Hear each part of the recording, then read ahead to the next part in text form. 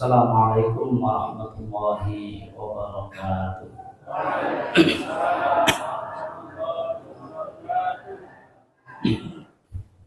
Alhamdulillah, alhamdulillahilladzi hadana lihada wa ma kunna linahtadiya laula an hadana Allah. Laqad ja'at rusulu rabbina bil haqqi wa nudu an tilkumul jannah uristumuha bima kuntum ta'malun. Wa asyhadu an la ilaha illallah wa asyhadu anna Muhammadan abduhu wa rasuluhu la nabiyya wa la rasula ba'dah. Allahumma shalli wa sallim wa barik ala nabiyyinal karim Muhammad ibni Abdillah wa ala alihi wa sahbihi ajma'in. Ma'asyiral muslimin, ibu bapak yang dirahmati oleh Allah Subhanahu wa taala, syukur kita aturkan kepada Allah dan sholawat kepada baginda Rasul Nabi Muhammad sallallahu alaihi wasallam. Ibu bapak yang dirahmati oleh Allah, sehat sedanten nggih? Alhamdulillah. Masya Allah. Alhamdulillah sehat, semangat. Ada orang itu memunculkan sesuatu tetapi mempunyai makna kebalikannya. Loh, kok bisa gitu? Bisa. Semangat Pak? Nggih, semangat. Nah, kita semangat betul? Semangat betul? Nggih, semangat. Itu sama kayak gini, ketika ada pertanyaan, Bapak Ibu sehat sedanten? Alhamdulillah sehat, semangat. Niku lemes napa semangat? Maka apa yang muncul dari lahir itu atas dorongan batin. Apa yang muncul pada fisik kita, apa yang muncul pada lisan kita itu karena dorongan hati kita sesungguhnya lagi semangat atau tidak. Maka boleh lisan berkata sesuatu, tetapi sesungguhnya belum tentu itu menunjukkan kondisi sesuatu itu. Saya ulangi, boleh jadi lisan kita mengatakan sesuatu, tetapi belum tentu hati kita sesuai dengan apa yang kemudian kita ucapkan. Maka kenapa di dalam seluruh ajaran di dalam Islam harus selalu dimulai dengan babakan iman. Kenapa? Karena iman itu pada wilayah takkid, qaul, dan arkan. Tidak hanya cukup qaul diucapkan dan dibuktikan dengan tindakan, tetapi takkidnya harus selesai dulu. Gampangnya gini Ibu, ini bulan Agustus. Agustus kita memperingati kemerdekaan. Kinten-kinten kemerdekaan itu diperoleh oleh orang yang keset namun orang yang berjuang dengan sungguh-sungguh. Berjuang dengan sungguh-sungguh lah, berjuang dengan sungguh-sungguh niku semangat napa semangit? Semangat. Nah, itu baru semangat itu. Maka kemudian lagunya bangunlah jiwanya, barulah bangunlah badannya. Enggak ada istilah bangunlah badannya dulu. Fitness kenceng gede badannya, tetapi kemudian digertak minder. Terus kemudian diskusi enggak mampu terus minder. Terus kemudian beda pendapat terus minder. Lah akhirnya apa? Tampaknya besar tapi keropos. Ibu apa yang dirahmati oleh Allah, maka kita selaku warga Indonesia sudah diberikan contoh oleh para pendahulu, founding father negara kita. Dengan apa? Dengan perjuangan yang luar biasa sehingga hari ini kita merasakan kemerdekaan yang kita peringati pada tanggal 17 Agustus tahun 45 dulu, tapi peringatannya tidak 45 ya. Karena kalau 45 jangan balik-balik. Ibu bapak yang dirahmati oleh Allah, lah oleh karena itu di dalam kitab Al-Hikam Imam Ibnu Athaillah As-Sakandari menjelaskan ma taraka minal jahli syai'an man arada ayyuhditsa fil waqti ghayra ma abharullahu fi. Jadi apa yang saya sampaikan tadi itu Ibu, kadang-kadang tidak diterima oleh orang. Loh, kenapa kok nggak diterima oleh orang? Kadang-kadang seseorang itu menginginkan sesuatu, tetapi keinginannya kadang-kadang nggak tercapai. Atau kadang-kadang tidak menginginkan sesuatu, tapi sesuatu itu hadir. Sehingga apa? Ia tidak mampu mengatur atas apa yang menjadi ketetapan Allah. Maka oleh karenanya Ibnu Athaillah mengatakan, "Mataraka minal jahli syai'an." Sangatlah jahil, bodoh orang yang kemudian menginginkan terjadinya sesuatu. Man arada ayyuhditha fil waqti ma ghayra ma adharallahu fi. Sesuatu itu, sedangkan sesuatu itu di luar waktu yang telah dikehendaki. Jadi pengen sesuatu, tetapi kemudian sesuatu itu di luar kehendak Allah. Artinya tidak dikehendaki Allah. Kinten-kinten niku logis napa mboten, Bu? Ndak logis. Sama kayak gini. Kita minta jadi presiden, tapi jenengan mboten nyalon. Kita sakit atas presiden, nggak bisa, harus nyalon dulu, minimal nyalon.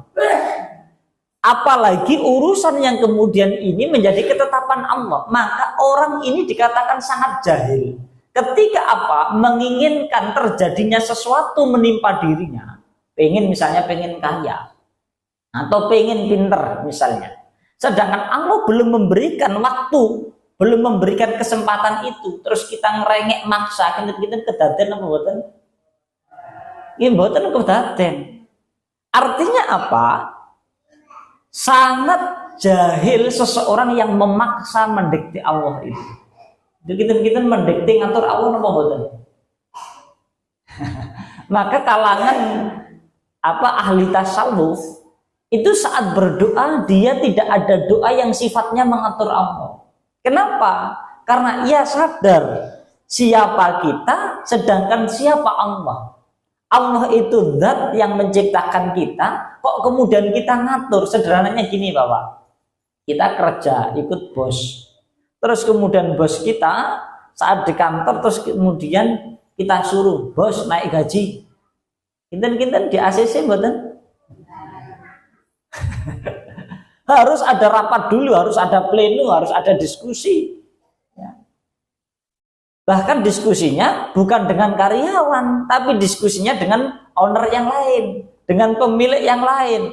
Kenapa? Karena memang yang mempunyai kekuasaan mengenai perusahaan itu. Lah kita karyawan kok kemudian usul gaji naik, bulan depan naik segini, bulan depan naik segini. Kinten-kinten pripun? Niku sehat napa sehat? Salah, Pak. Masalah. Begitu pula saat kemudian kita kepada Allah, ya Allah saya minta kaya, ya Allah saya minta sehat, ya Allah saya minta pinter, ya Allah saya minta kemudian keluarga saya soleh solehah, ya Allah saya minta istri saya cantik terus, jangan tua, ya Allah saya minta agar saya awet muda. Terus dikabulkan Allah, awet muda, meninggal saat muda. Artinya apa Ibu Bapak yang dirahmati oleh Allah? Maka jangan sampai kemudian permohonan kita itu kemudian dalam rangka mendikte, tetapi sebagai bentuk harapan boleh.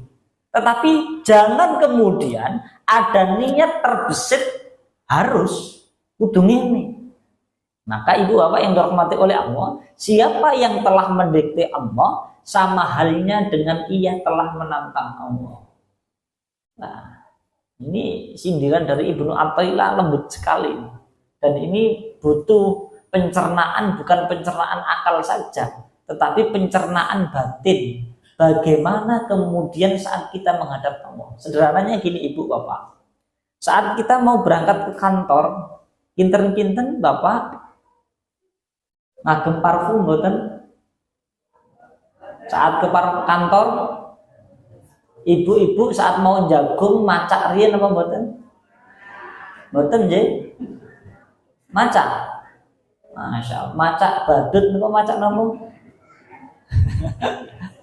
Berdandan dulu. Masya Allah, luar biasa menghias diri, luar biasa bagus, luar biasa. Pertanyaan saya gini, jagung itu kepanggih sinten? Kawan, teman. Ke kantor kepanggil sinten, Pak? Teman, sahabat, teman kerja dan sebagainya. Kalaulah kita dengan makhluk saja luar biasa pelayanan kita agar kita kemudian dipandang baik. Lantas kenapa kemudian saat kemudian kita menghadap Allah, yes, ala kadarnya lah, sepenting mangkat mas, ya mangkat saja itu sudah bagus. Tetapi kalau orang ngaji itu mesti akan mengambil fadilah. Apa fadilah itu? Keutamaan, cari yang terbaik. Karena kita menghadap Allah, maka kita harus menyajikan yang terbaik. Maka sahabat Nabi itu saat kemudian berwudu, terus kemudian badannya menguning bergemetar, akhirnya sebagian ada yang pingsan. Loh, lantas ditanya oleh sahabat yang lain, loh kenapa kok demikian? Kamu bertemu penguasa saja luar biasa, kemudian ada kesiapan. Lah ini kita mau bertemu dengan Sang Pencipta langit, bumi, dan kehidupan. Kok kita nggak grogi, kita nggak khawatir, kita nggak kemudian merasa malu, itu gimana ceritanya? Maka Ibnu Athaillah memberikan pembelajaran. Sangat jahil orang yang memaksakan keinginannya terjadi. Maka ini disebut dengan kebodohan. Yang kedua, keinginan itu tidak akan selalu sesuai dengan harapan kita. Artinya apa? Ada mahkomat, di mana mahkomat kita ini adalah mahkomat apa? Asbab. Dalam pembahasan yang awal di dalam kitab ini tasik kimutan Ibu. Sampun suka ini. Betul apa? Biasanya anak muda itu gampang lupa. Kalau yang tua kuat hafalannya. Dalam kitab ini pada pembahasan yang lalu bahwasannya kita ini mempunyai mahkomat yang disebut dengan mahkomat asbab. Mahkomat asbab itu kita diberikan akal, tangan, kaki, diberikan istri yang sehingga kemudian dengan keberadaannya itu kita bertanggung jawab dan mengerjakan ikhtiar yang harus kita lakukan. Dikasih istri akhirnya apa? Bertanggung jawab atas pengelolaan kepada istri, atas tanggung jawab memberikan nafkah kepada istri. Itu asbab. Tidak hanya tajrid. Apa tajrid itu? Sudah kita bahas juga. Yang hanya fokus nyenuk ten masjid mawon. Bahkan ada orang yang kemudian hanya fokus di masjid saja. Semasa Sayyidina Umar, maka Sayyidina Umar mengatakan, ya, ngapain kamu di masjid? Terus yang ngasih makan siapa? Saudara saya. Terus kamu di masjid terus? Iya, di masjid terus. Keluar sana. Bahkan Sayyidina Umar marah betul. Kenapa? Karena jangan sampai kebaikan ibadah kita menjadi beban bagi orang lain. Artinya apa? Islam mempunyai keseimbangan antara urusan dunia dan urusan akhiratnya. Maka dikatakan di dalam Al-Quran, wabtaghi fima ataqallahu darul akhirah wa la tansa nasibaka minad dunya. Allah menyediakan kehidupan akhirat, maka segera dicari, dijemput, dipersiapkan, tetapi jangan lupa bagian kita untuk hidup di dunia. Sehingga akhirat dan dunianya imbang. Tidak kemudian seolah-olah bahas akhirat saja, tidak bisa. Tetapi akhirat yang mempunyai dampak dunia, dunia yang mempunyai dampak akhirat. Maka Imam Jalalain di dalam tafsir Jalalainnya mengatakan gini, syaghilatu anil umuril akhirah. Agar kemudian tidak menjadi musuh, menjadi fitnah apa yang ada di sekeliling kita, istri, anak, harta, apapun itu, maka syaghilatu anil umuril akhirah. Harus kita jadikan apa yang ada, yang telah diberikan Allah itu untuk kesibukan dalam mencari akhirat. Urusan dunia boleh, masak boleh, tapi bagaimana mengantarkan urusan akhirat? Kerja boleh, berumah tangga boleh, jadi bos boleh, PNS boleh, ASN boleh, pejabat, karyawan silakan. Apapun, min kulli amalin li'ila'i kalimatillah wa tanfidhi ahkami. Bentuknya apapun. Kenapa? Karena Allah besok tidak mempertanyakan kita kerja di mana. Bahkan ibu bapak yang dirahmati oleh Allah, saya sampaikan, Sayyidina Ali, tepang ya Sayyidina Ali. Sayyidina Ali itu masih bagian keluarga Nabi. Sayyidina Ali itu Khalifah Ur-Rasyidin keempat. Sayyidina Ali itu as-sabiqunal awwalun, orang yang pertama masuk Islam dari kalangan anak-anak.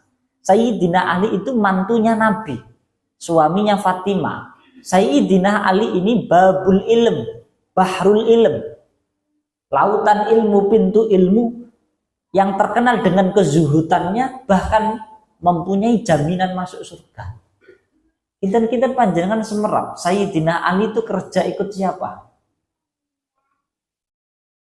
Sayyidina Ali itu kerja ikut orang Yahudi. Loh. Saya ulangi, kerja ikut orang Yahudi. Apa kemudian lantas kemudian loh, berarti hina? Enggak. Allah itu memerintahkan tolabul halal. Allah itu memerintahkan mencari yang halal. Cuma itu.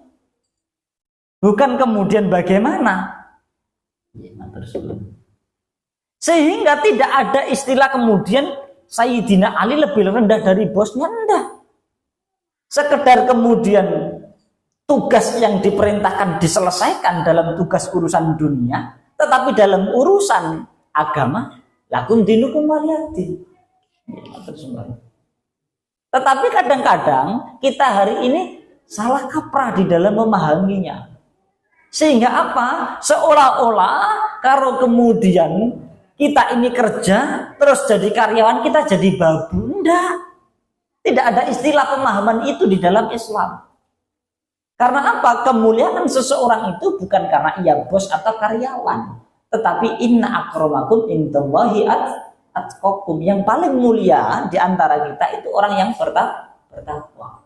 Sehingga ibu bapak yang dirahmati oleh Allah, pembelajaran contoh yang diberikan para pendahulu, di antaranya Sayyidina Ali bin Abi Thalib ini cukup memberikan kita pelajaran. Sehingga siapapun kita terfokus pada kehalalan cara kita memperolehnya. Bukan kemudian khawatir dalam perjalanan, terus minder karena kemudian kerja di sana, karena jualan, karena kemudian jadi karyawan, karena kemudian jadi pegawai, karena jadi bos terus jumawa. Enggak ada istilah itu.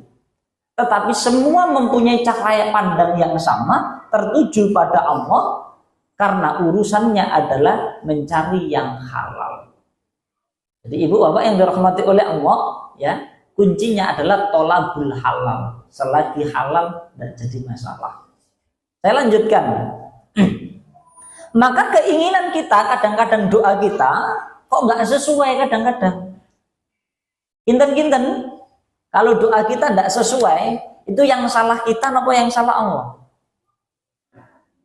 Saya tanya ibu bapak, yang salah kita apa Allah? Kita. Lah kalau sudah sadar kita yang salah, kenapa kemudian kita ngerendul saat doa kita tidak dikabulkan? Artinya apa? Kembali lagi dalam pernyataan awal, seringkali lisan kita tidak sesuai dengan hati kita. Kita sepakat yang salah itu kita, tetapi kita masih nuntut. Iki piye itu Allah. Mengatakan apa mboten? Maka ibu bapak yang dirahmati oleh Allah, kalau keinginan kok belum terkabul, ya terserah Allah. Allah yang menciptakan panjenengan itu punya Allah kok. Yang mempunyai hak menghidupkan kita, mematikan kita ini kok Allah napa panjenengan? Allah, ya suka-suka Allah. Sederhananya gini Pak, ini ada minuman karena sudah diberikan ke saya. Saya minum napa mboten? Menurut jenengan saya minum napa mboten? Minum mboten. Loh, mboten pas Pak. Baru dalam urusan ini saja sudah kemudian salah kaprah.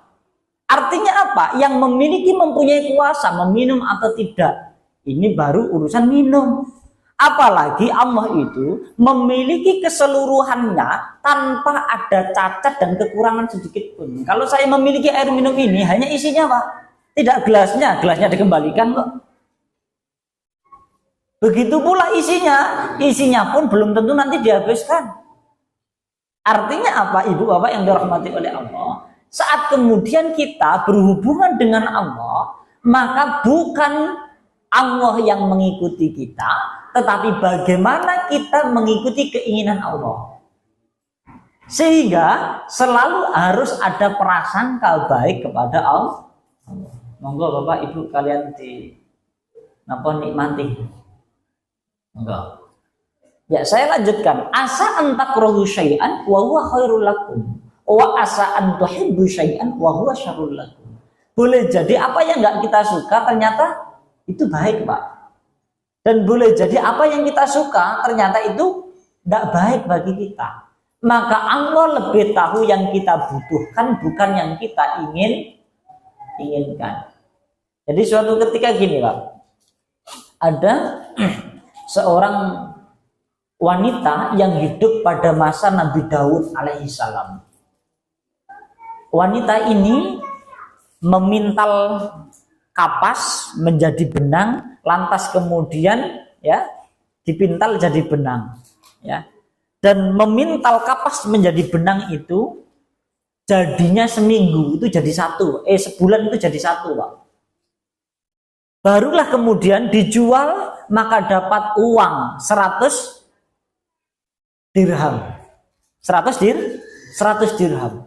Cukup untuk makan sebulan.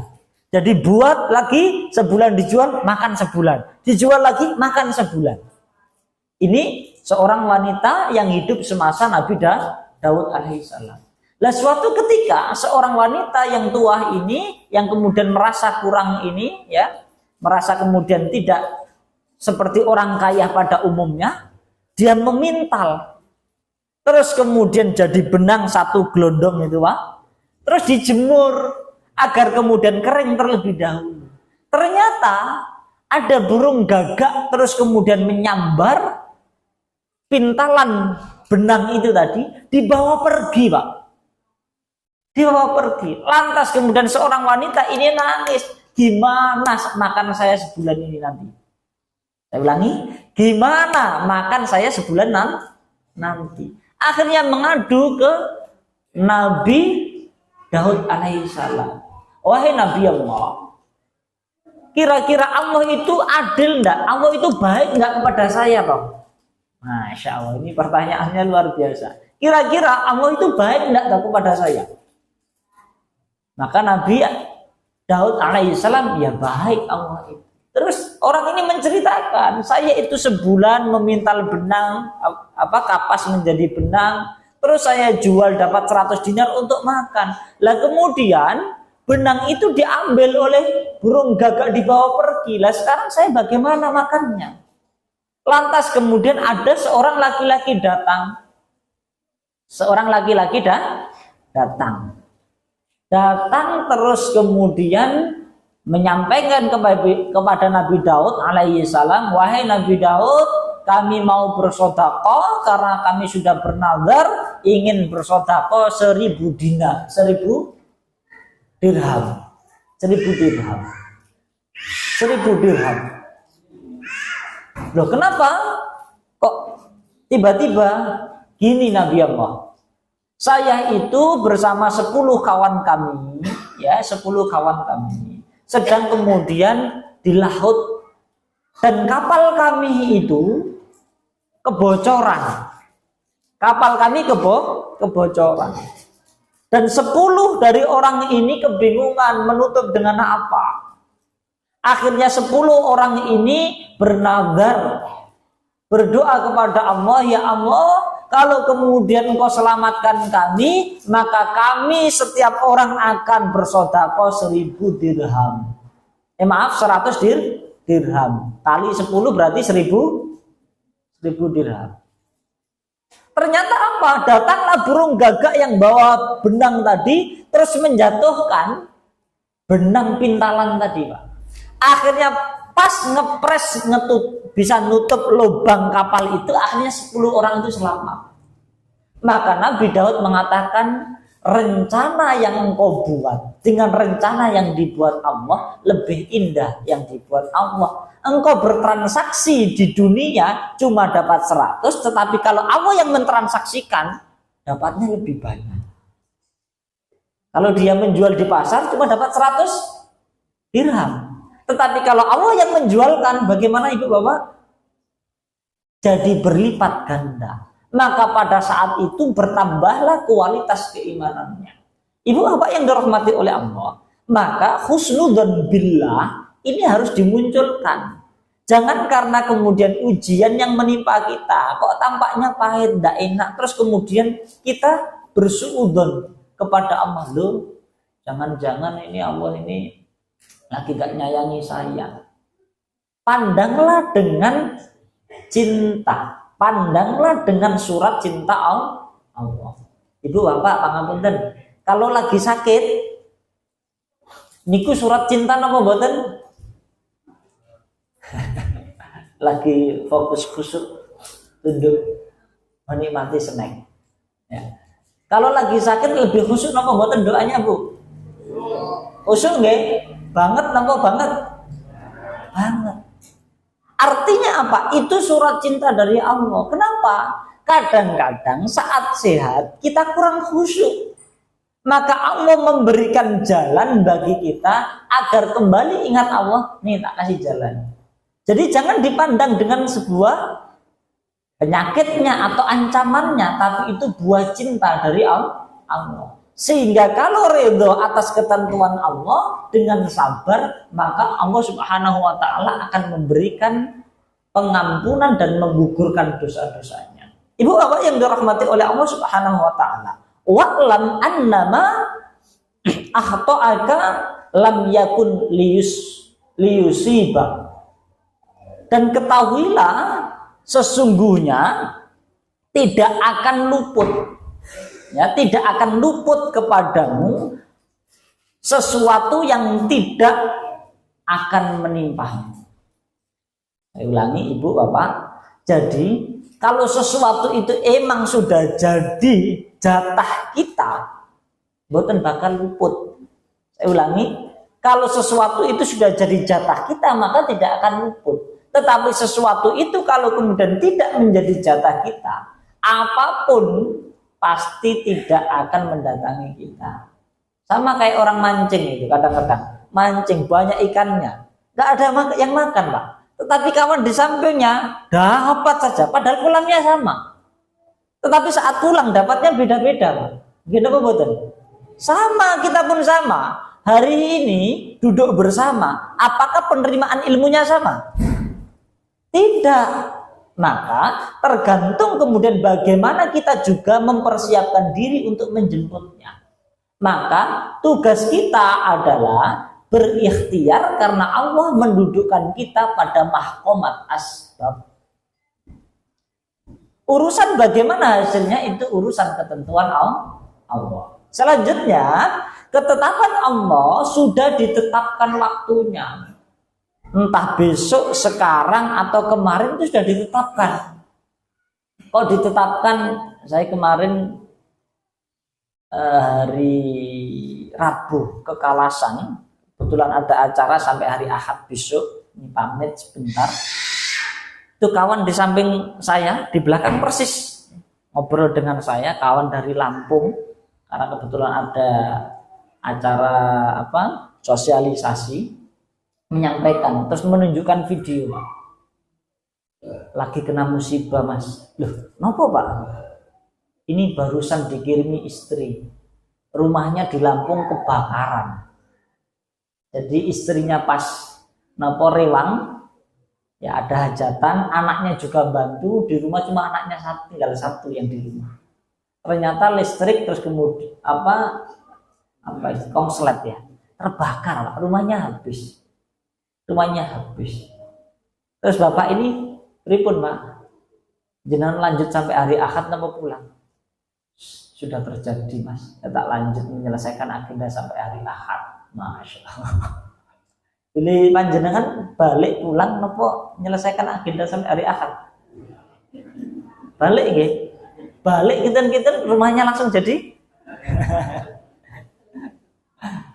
Itu seperti apa yang terjadi pada cerita Ummu Sulaim. Jadi gini ibu bapak, ada seorang sahabat Nabi namanya Ummu Sulaim. Ummu Sulaim ini mempunyai seorang anak, anak balita sedang sakit. Terus suaminya, ini namanya sahabat Nabi, ya, sahabat Nabi yang terbimbing oleh Nabi, terbiasa puasa. Lah puasa pas lagi puasa sunnah. terus kerja ke pasar, berangkat ke pasar. Sebelum berangkat menyampaikan ke istrinya, saya mohon izin berangkat ke pasar, anak kita dijaga baik-baik, semoga nanti sehat-sehat saja. Oke, berangkat ke pasar, cari nafkah. Ditinggal sendiri, Ummu Sulaim di rumah sama anaknya balita yang sedang sakit. Ternyata di rumah anaknya terus meninggal. Kinten-kinten kalau ibu di rumah sendiri anak meninggal, gulung-gulung apa nangis? Masya Allah. Ummu Sulaim, Masya Allah, tenang. Inna lillahi wa inna ilaihi raji'un. Terus kemudian ditata dengan rapi, dimandikan, dikafani, ditaruh di kamar di pojok. Oke, sudah tenang. Tidak kemudian bingung, Pak. Tenang betul. Akhirnya sore hari pulanglah suaminya Ummu Sulaim. Terus disambut oleh Ummu Sulaim. Ummu Sulaim sudah berdandan cantik sebelumnya, sudah masak enak, disambut dengan hidangan untuk berbuka puasa yang enak luar biasa. Terus suaminya tanya, gimana kondisi anak kita? Masih sakit? Dijawab oleh istrinya, alhamdulillah, hari ini anak kita sudah tidak sakit. Benar apa betul? Bohong apa betul? Bohong apa betul? Betul ya? Karena sudah nggak sakit kok. Bohong apa betul? Betul ya? Itulah komunikasi, bagaimana caranya mengelola akal fikir tetap jujur tetapi tidak berbohong. Penting. Jangan sidik-sidik ngapusi. Apalagi terus kemudian dititipi berapa, terus nanti sampai sana berapa. Karena biasanya orang dititipi uang itu, dititipi 10 juta sampai sana berapa Pak? Berkurang bertambah? Berkurang. Tapi dititipi omong sampai sana bertambah atau berkurang? Dititipi omong sampai sana bertambah atau berkurang Pak? Tambah, kreatif kok. Itu penyakit Pak. Kalau dititipi uang berkurang, kalau dititipi omong bertambah. Nah ini tidak benar ini. Maka jujur betul Ummu Sulaim. Akhirnya Ummu Sulaim menyampaikan anak kita sudah tidak sakit. Akhirnya apa? Malam hari itu dijamu oleh Ummu Sulaim. Bagaimana hubungan suami istri. Akhirnya kemudian setelah selesai, barulah kemudian Ummu Sulaim cerita. Hai suamiku, kalau ada tetangga dititipi sesuatu barang, terus kemudian saat barang itu mau diambil oleh pemiliknya, kok terus kemudian dia marah-marah, tidak ridho, tidak terima, kira-kira apa pendapatmu? Loh, ya tidak benar. Mau dititipi barang, tukang parkir itu kalau kemudian barangnya motornya diambil, rela apa mboten Pak? Ya harus rela. Lah ini kok nggak terima, nggak ridho, tidak benar itu, salah kaprah itu. Ya. Begitu pula anakmu. Anakmu adalah titipan Allah dan hari ini Allah mengambilnya, Zat yang Maha memiliki. Masya Allah. Kalau pilih panjenengan gak ada garwa kados niku, jenengan judek napa judek. Masya Allah. Luar biasa. Akhirnya apa? Suami dari Ummu Sulaim langsung kemudian lari ke Nabi, mengadukan perihal istriku kok gini. Terus diceritakan semua, Nabi menjawab, as-sabru inda sadmatil ula. Luar biasa istrimu, kesabaran itu pada pukulan pertama. Orang disebut sabar itu ketika menghadapi permasalahan pertama. Kok kemudian, itu sabar sekali mas, sudah tidak nangis mas, sudah setelah 10 hari, lah ya sudah kesel, 10 hari ya sudah nangis pak. Artinya apa? Sikapnya nangis itu boleh, tetapi bagaimana mensikapi itu menjadi penting. Akhirnya apa ibu bapak yang dirahmati oleh Allah? Bahkan Nabi mendoakan hubungan di malam harinya tadi itu agar diberikan anak yang berlipat ganda, yang soleh menjadi ahli Quran. Ternyata anaknya lebih banyak dan menjadi ahli Quran. Masya Allah. Ini luar biasa pak. Lah ini kembali lagi artinya apa? Bahwasannya seorang wanita ini yang disebut dengan Ummu Sulaim ini menerima ketentuan Allah dengan tepat tanpa kemudian suudzon kepada Allah dengan cara sikap yang tepat, walaupun dalam pandangan manusia kadang-kadang tidak umum, Tetapi penting harus kemudian benar dalam pandangan Allah. Ini sampun adzan dereng. Belum berapa menitnya? 3 menit. Ibu apa yang dirahmati oleh Allah Subhanahu wa taala, maka mintalah sesuatu yang tidak bertentangan. Artinya apa? Kita tetap meyakini ketentuannya itu ketentuan Allah, tetapi kita boleh juga meminta tetapi sesuatu yang tidak bertentangan. Jadi berharap, Pak. Maka rojaknya harus dimunculkan. Maka Hasan Al-Basri mengatakan rahimallahu ta'ala abdan tawaqqafa inda himnihi wa in kana lillah qadahu wa in kana li ghairihi lum yumdi. Kalau kita punya keinginan, cita-cita, harapan apapun itu, kok kemudian harapan itu tidak keluar dari syariat, tidak berbenturan dengan ketentuan Allah, diteruskan mawon. Kedah semangat, kedah kemudian optimis. Hasilnya biar urusan Allah, betul saya dipikir. Wa in kana li ghairihi, tetapi kalau kemudian apa yang kita inginkan ini nyandung-nyandung berbenturan dengan ketentuan Allah, pengen cepet kaya, terus ngegame, terus ikut slot. Merap slot, Pak. Berita terbaru kemarin, anak minta uang untuk kemudian judi, untuk ngegame, untuk judi online, untuk slot. Akhirnya orang tuanya tidak memberikan, akhirnya anaknya marah, terus ditendang tungku pembakaran itu, tungku masak ditendang, akhirnya rumahnya habis kebakaran. Ada lagi yang satunya, anaknya minta, nggak diberi, akhirnya apa? Ibu bapaknya dibunuh. Masya Allah. Karena memang kalau sudah gelap mata itu ya nabrak-nabrak, Pak. Maka penting lagi untuk kemudian kita menghidupkan mata lahir kita maupun mata batin kita, yaitu mata iman. Ibu apa yang dirahmati oleh Allah, maka di antara yang perlu kemudian kita pahami agar kemudian kondisi lingkungan termasuk anak-anak kita terkontrol baik-baik saja, maka Imam Syafi'i memberikan nasihat apa? Masyaha minal Islam fi syai' wala min fi'lin nabiyyin wala sholihin. Keluyuran keluar tanpa tujuan itu bukan ajaran Islam dan sama sekali tidak dicontohkan Nabi atau orang-orang yang soleh. Maka kalau keluar harus ada tujuan yang jelas, termasuk anak-anak kita ditanya mau kemana. Jangan kemudian dibiarkan saja, akhirnya apa? Keluyuran kelayapan, akhirnya terjadi apa, Pak?